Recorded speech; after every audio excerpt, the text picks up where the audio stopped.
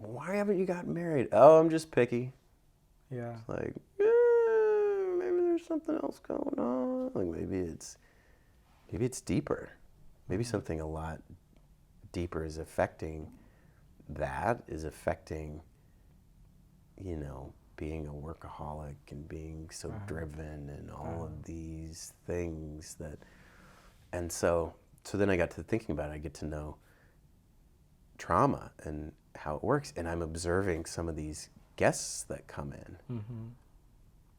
And when they have traumatic events, one guy is into men's health, especially preventing heart disease. We go around this whole thing, and finally he tells me that his dad had a heart attack when he was young, and how that makes it so personally meaningful to him. And I was like, God, it makes total sense.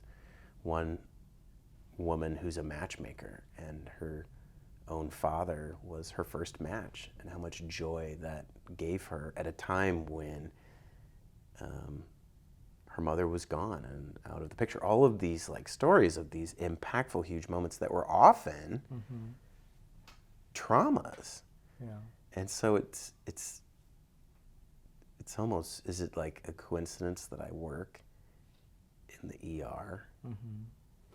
After this thing, oh, well, this happened because of, I got the story around it.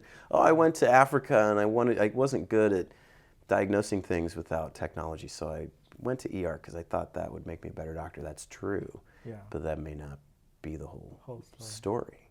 Yeah. I've read how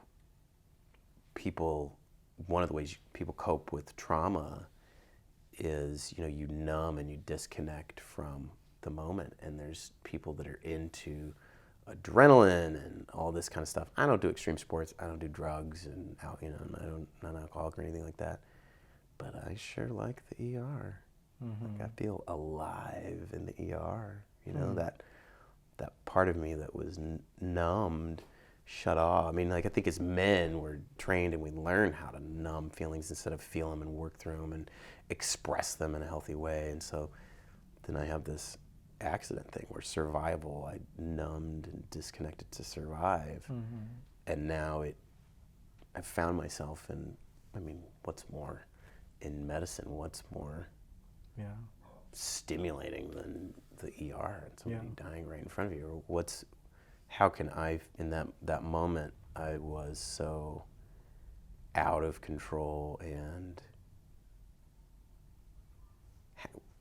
what's the way now that I could feel the most in control of that? Be an ER doctor, where I'm totally in the opposite position. Yeah. That's crazy. It's crazy. Life can change in a moment. Yeah. Mine did. Did you end up doing any more of that? And it keeps going. yeah. Yeah, it's crazy how it keeps going. I think the core issue for me around relationships, it's complicated. My mom died, that's in there too. That's another episode. But I think there is, the fear of being vulnerable so when this relationship ended, man, it hurt. It tore open some really deep wounds. And the thing that was the hardest about it was this feeling that I wasn't in control. Yeah. That there was nothing I could do about something I wanted really bad, somebody that I really cared about. And, the physical symptoms of that was anxiety, and I couldn't sleep, and I couldn't eat. I felt sick to my stomach, and it was just this craziness.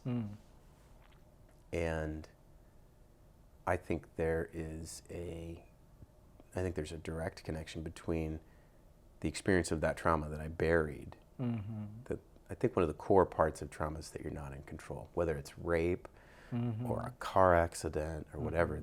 They're different. There's nuances for sure, but the core part of it is that you're not in control. Your life is threatened. You experience that, and that's that's terror. That's true terror.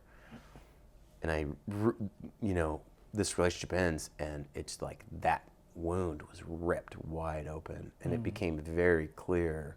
It's like, whoa, there's a lot of work that needs to be done on that thing. There's a lot of healing. There's a lot of getting into that. And really what the essence of it is feeling that stuff that I never felt 20 years ago. Because in order to be comfortable being close to somebody, which I think includes the possibility that you're going to lose them, either they leave or you die, there will be some goodbye at some point which you're not in control of. It's this, I don't know, for me it's the same thing. So until I fix this, till I feel that, go in there, do on that, this other thing is going to be, this is great for all of my ex-girlfriends to hear, it wasn't you.